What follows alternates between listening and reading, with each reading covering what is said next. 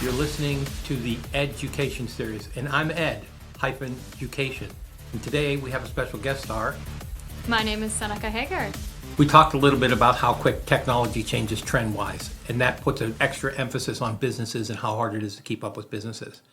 Seneca, when you take calls from clients, do you ever run into the problem where we bought this, someone else installed it, we don't really understand how it works, but it's not working now?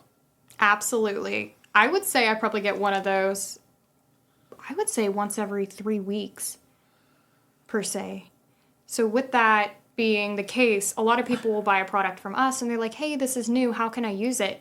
But that's where I love putting my team together and saying, hey, this is new, like we should check this out, or even making things fun on the team.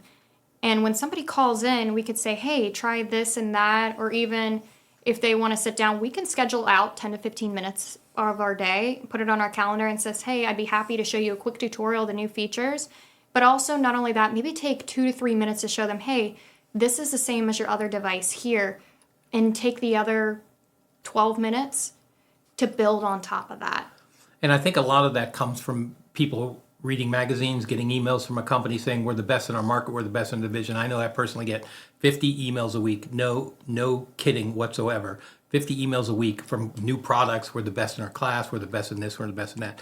And I think if you narrow it down a lot and you can say, I'm the best in my class, wearing a blue shirt with a collar tie, wearing green socks on one foot on Thursdays, no one else can compete with that because they don't know which foot you have in the air, the left or the right. So it's pretty easy to say we're the best or we're the number one in our division. But what happens is end users read that and believe that. So they go out and buy these software packages, may not be compatible with their systems, may not be compatible with Windows 10, may not be compatible with Windows 11. Maybe the fact that they're still running Windows 7 computers and no one's even gotten to them yet. And they come to us potentially being a new client and we have to work them through, this doesn't work on Windows 7, this doesn't work on Windows 10. When we upgrade it to Windows 11, it will require a manufacturer's upgrade. The customers have a chore now where they never used to. Before, when technology was in my life, it was typewriters and mimeograph machines and fishes with lights. Now there's so much technology in an office, you almost have to be a technologist or have someone in your building full time watching the changing trends in your business. Would you say that most companies that we work with use us more as an IT department to be able to close those gaps? Absolutely, 100%. Not only keeping track of moving things forward, but a lot of people do want to move forward, but there's also a good bunch that I hear that say, we've never done it this way, or we've always done it X, Y, or Z. We've always done it that way. And it's also good to introduce them, make them feel comfortable with what they have, but stack on top of what they already have. And I feel technology is really doing that with, Control Panel, for example. I know Microsoft's wanting to move slowly away from Control Panel, but keeping some of the features there and slowly removing it has helped probably not just my IT technicians and not just me, but helping just the basic end user. Even that alone is the end user waking up saying, where did my button go? Right. Because Microsoft doesn't bother getting end users' opinions on anything. They just release everything and expect companies like ours to help the end users out. So it's really difficult as an end user keeping up with things.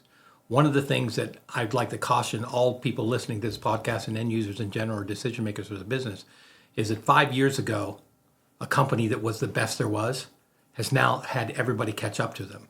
So very many times our counseling isn't, this is the best brand out there because it's the one you heard of forever.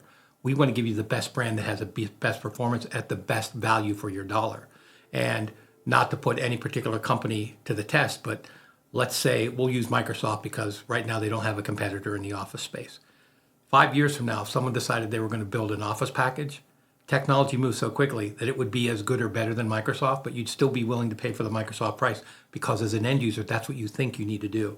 People need to use trusted advisors like ourselves or like other managed service providers to make sure that as the trends are changing, real technologists are telling me this is exactly what I should be doing. Exactly. I would feel overall, one of the things that is a pet peeve in IT that I have is somebody that I love and trust, and they're like, hey, I'm going to go buy a computer. And I'm like, oh, cool. What do you have? And I'm like, well, I like this and like this. And I'm like, okay, well, here's something that I suggest for you. Especially, I know Dell, for example, they have a couple of items where you can click on filters. Lenovo, I love shopping through Lenovo.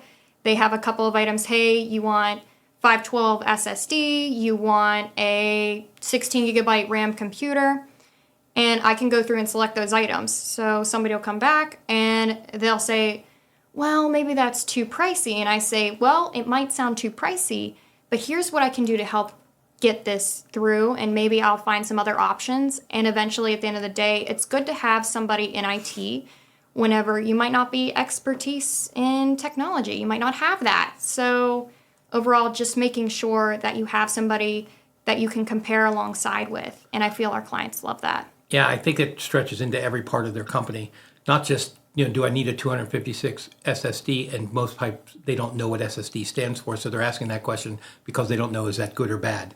Right. But even, do I need a PoE switch, and what does PoE mean, and why would I need PoE, and do I have VoIP? And there's just so much for a customer to manage that what happens is, let's say you take a staff office of 10 CPAs and you have the management of everything that we've been talking about. There's someone in that building wasting entirely too much time on technology and paying attention to it and not being great at this, being a CPA.